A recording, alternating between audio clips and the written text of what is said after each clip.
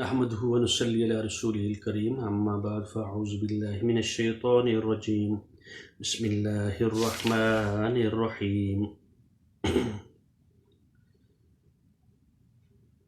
نحمده ونصلي على رسوله الكريم أما بعد فأعوذ بالله من الشيطان الرجيم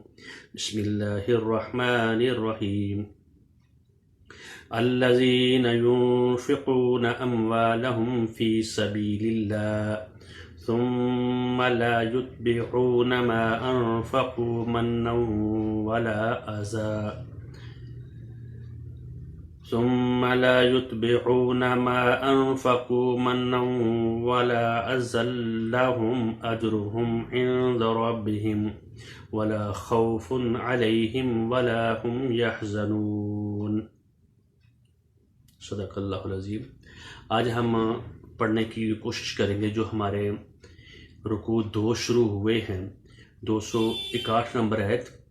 اور آج ہم نے 262 نمبر آیت کو پڑھیں گے اور اس کو سمجھنے کی کوشش کریں گے، اور قرآن پاک کی جو باقی آیات ہیں انہیں اللہ رب العزت نے، جو کل ہم نے بات کی تھی اس میں یہ بتایا گیا تھا، شروع میں ہی اللہ رب العزت نے ہمیں یہ بتا دیا تھا کہ جو لوگ ایمان لاتے ہیں غیب پر اور نماز قائم کرتے ہیں، اور ان لوگوں نے جو خرچ کرتے ہیں جو ہم نے رزق دیا، اللہ رب العزت مالک ہے جتنی بھی ہمارے پاس دولت ہے، متاع ہے، اگر کسی کے پاس ہے یا نہیں ہے، لیکن جو بندے کے پاس ہے، جس کے پاس زیادہ ہے یا کم ہے، وہ اللہ کی ہے اور ہماری نہیں ہے۔ اس کے حکم کے مطابق ہم خرچ کریں گے تو اس کی کامیابی ہوگی۔ اور تم نے کس کس طریقے سے خرچ کرنا ہے، یہ آج ہماری دوسری اور تیسری قسط جا رہی ہے،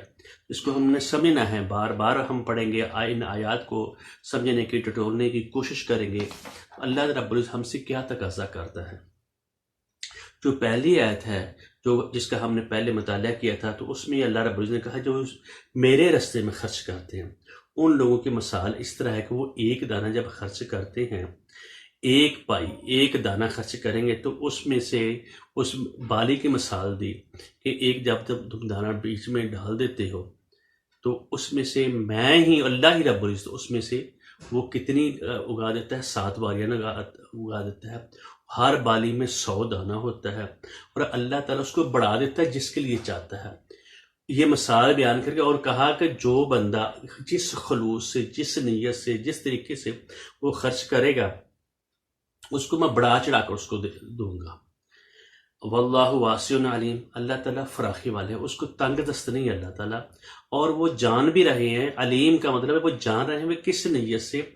اپنی خوشنودی کے لیے، اپنی رغبت کے لیے، یا یعنی ریاکاری کے لیے خرچ کر رہا ہے، یا خالص میرے لیے خرچ کر رہا ہے۔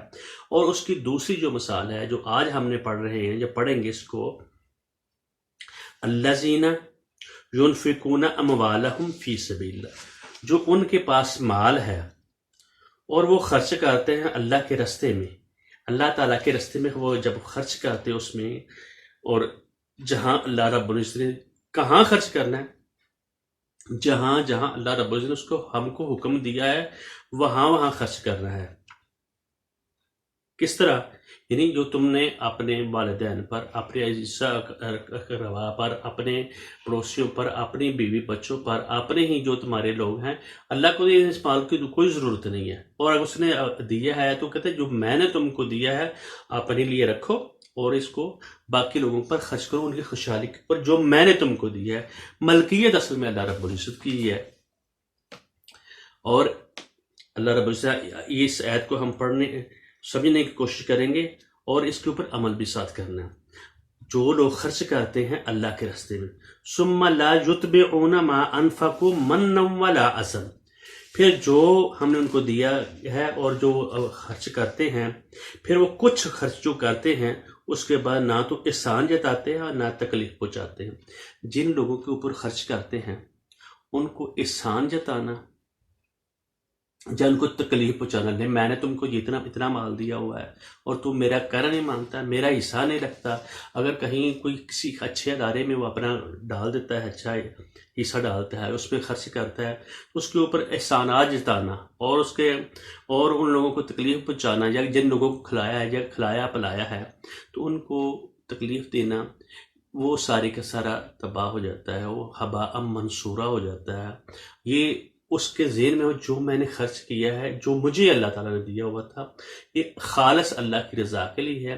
ان لوگوں کو جتانے تک بھی نہیں آتا، اس کے ذہن میں یہ خیال بھی نہیں آتا۔ جب وہ خوشحالی میں بھی ہو جائے تو یہ اس کو نہیں یاد دلا سکتے کہ میں نے یہ فلاں کام کیا تھا، ورنہ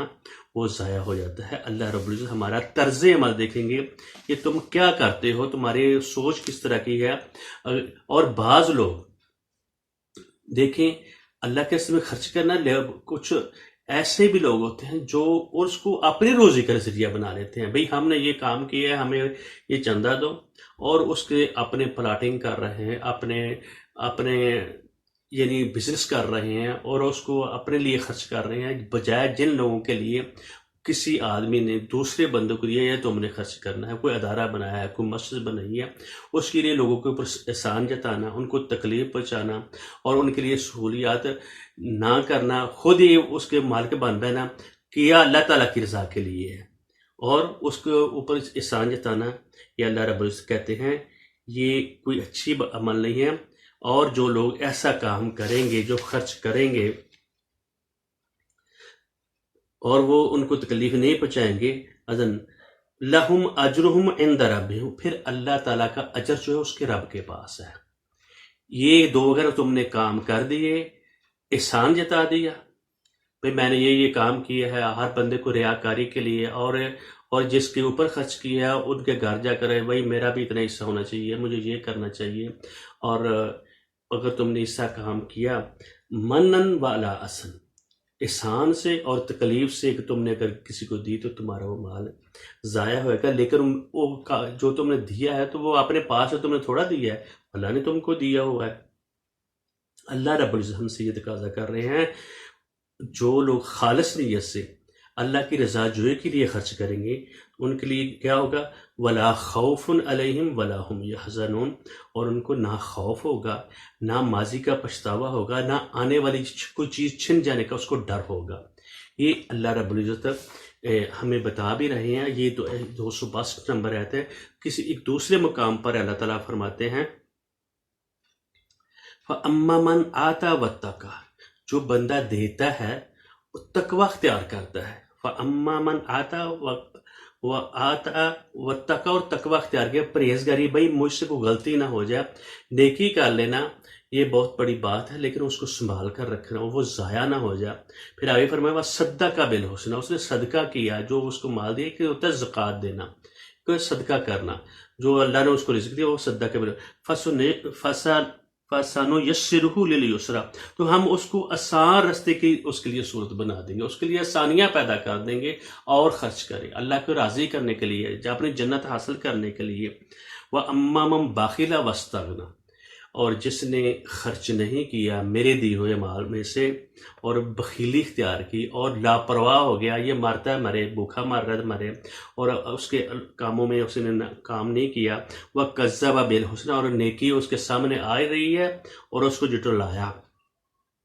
تو اللہ تعالیٰ کہتے ہیں میں کیا کروں، فَسَنُيَسِّرُهُ لِلْعُسْرَىٰ،